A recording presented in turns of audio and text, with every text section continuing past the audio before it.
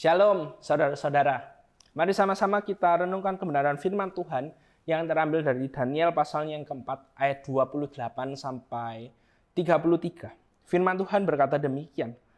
Semuanya itu terjadi atas Raja Nebukadnezar sebab setelah lewat 12 bulan ketika ia sedang berjalan-jalan di atas istana raja di Babel berkatalah raja, bukankah itu Babel yang besar itu, yang dengan kekuatan kuasaku dan untuk kemuliaan kebesaranku telah kubangun menjadi kota kerajaan.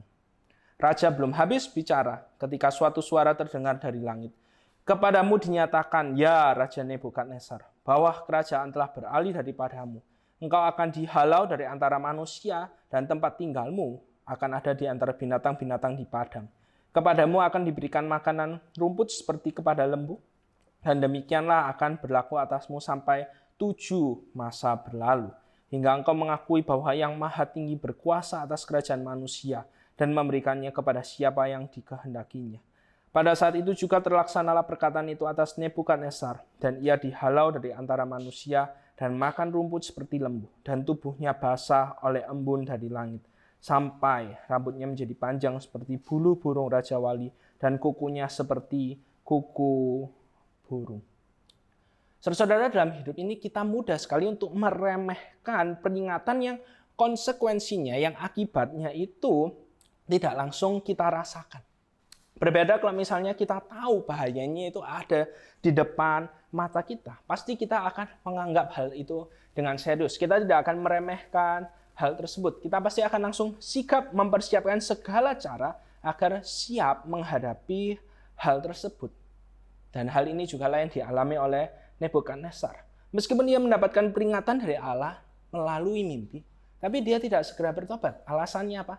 Karena konsekuensinya itu tidak terlihat secara langsung, tidak dialami secara langsung. Dikatakan bagaimana firman Tuhan setelah 12 bulan itu lewat, baru Allah menghukum Nebukadnezar karena dia tidak bertobat. Memang tidak langsung. Tapi di sini kita bisa melihat bagaimana ketika waktunya itu pas, ketika waktunya Tuhan itu datang, maka setiap orang yang tidak mau bertobat, termasuk Nebukadnezar, ya harus menanggung hukuman yang diberikan oleh Allah. Apa yang Allah firmankan itu tidak pernah terjadi. Dan seruan pertobatan yang Allah berikan kepada Nebukadnezar juga berlaku pada Anda dan saya. Kalau sekarang hidup Anda sedang tidak benar dan Allah mengingatkan Anda untuk segera bertobat, bisa melalui khotbah mungkin, atau melalui siaran radio yang Anda sedang dengar, YouTube, atau melalui dari orang lain, baik orang yang Anda tidak kenal atau orang yang paling dekat dengan Anda untuk bertobat, jangan tunda-tunda. Jangan berkata, nggak ada hal buruk yang terjadi, gini loh hidupku baik-baik aja. Kalau hidup Anda sekarang sedang berada dalam dosa dan Allah masih belum menghukum, maka itu bukan berarti Allah fine-fine aja. Bukan berarti Allah berkenan kepada Anda. Kita perlu menyadari bahwa itu adalah kesempatan yang Allah masih berikan kepada Anda supaya apa? Supaya Anda bertobat. Supaya Anda dan saya itu dapat bertobat sehingga akhirnya melakukan apa yang benar. Menjadi pribadi yang sesuai dengan maunya Tuhan. Jangan sia-siakan kesempatan yang Allah berikan kepada setiap dari kita.